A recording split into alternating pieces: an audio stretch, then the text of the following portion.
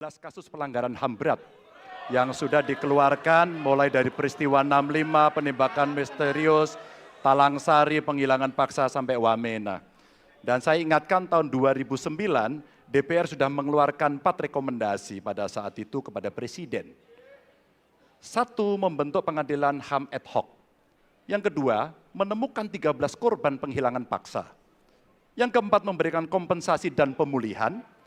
Dan yang keempat, meratifikasi konvensi anti penghilangan paksa sebagai upaya pencegahan. Pertanyaan saja dua. Kalau Bapak ada di situ, apakah akan membuat pengadilan HAM dan membereskan rekomendasi DPR?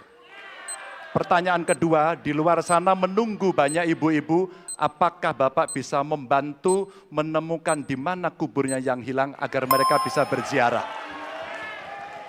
Persilakan. Ganjar tadi justru Anda sebut tahun 2009 kan? Ya. Jadi sekian tahun yang lalu kan? Betul.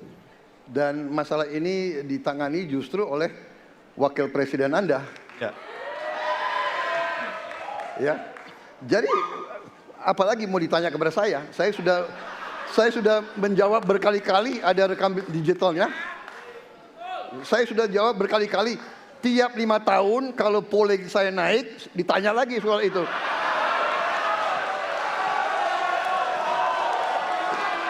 Bapak tahu data nggak? Bapak tanya ke Kapolda, tahun ini berapa orang hilang di DKI?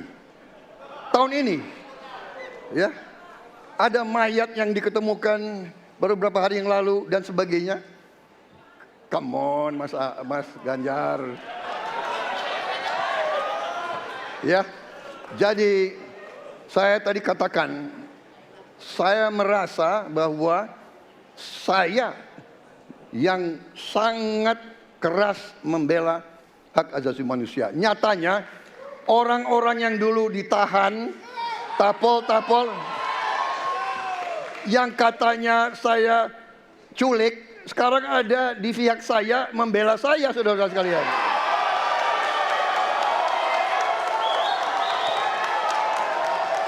Jadi masalah HAM jangan dipolitisasi, Mas Ganjar, ya. Menurut saya, ya. Saya kira begitu jawaban saya. Masih ada waktu, Bapak. Kedua, Pak. Akan menambahkan? Cukup. Cukup, baik. Dan selanjutnya kami persilakan kepada calon presiden nomor urut 3 untuk menanggapi jawaban dari luar biasa. Luar biasa. Tapi sayang pada dua jawaban ini sama sekali tidak punya ketegasan itu. Kenapa saya sampaikan? Pertanyaan saya sebenarnya satu, apakah kalau Bapak jadi presiden akan membuat pengadilan HAM? Pertanyaan nomor kedua, apakah Bapak bisa menemukan, menunjukkan, membantu pada keluarga agar kemudian mereka bisa berziarah? Dua ini sama-sama tidak dijawab. Maka kalau kemudian saya boleh meminta, kalau saya jadi presiden, Pak, saya akan bereskan ini, Pak. Agar kemudian dalam kontestasi pilpres berikutnya, ini tidak akan muncul lagi karena presidennya tegas menuntaskan pekerjaan itu pada eranya. Terima kasih. Waktunya masih ada, Bapak? Cukup. Cukup. Baik, kita berikan kesempatan kepada calon presiden nomor urut 2 untuk menanggapi tanggapan dari calon presiden nomor urut 3. Waktunya 1 menit dari sekarang. Loh, kok dibilang saya tidak tegas? Saya tegas akan menegakkan hak asasi manusia. Masalah yang Bapak tanyakan agak tendensius. Kenapa yang 13 orang hilang pada saat itu ditanya kepada saya? Itu tendensius, Pak Ganjar, ya. Itu tendensius. Dan wakil Bapak yang mengurus ini selama ini. Jadi kalau memang keputusannya mengadakan pengadilan HAM, ya kita adakan pengadilan HAM. Tidak ada masalah. Ya. baik. Sudah, Pak? Masih ada waktunya, Pak? Sudah cukup, Ya. Pak Prabowo? Namanya usaha. Terima kasih. Sudah cukup? Baik. Oke. Ya. Dan peristiwa kilometer 50. Di situ proses hukum sudah dijalankan. Tetapi rasa keadilan masih belum muncul. Pada saat ini kita menyaksikan masih banyak pertanyaan, bahkan keluarga-keluarga korban masih mempertanyakan.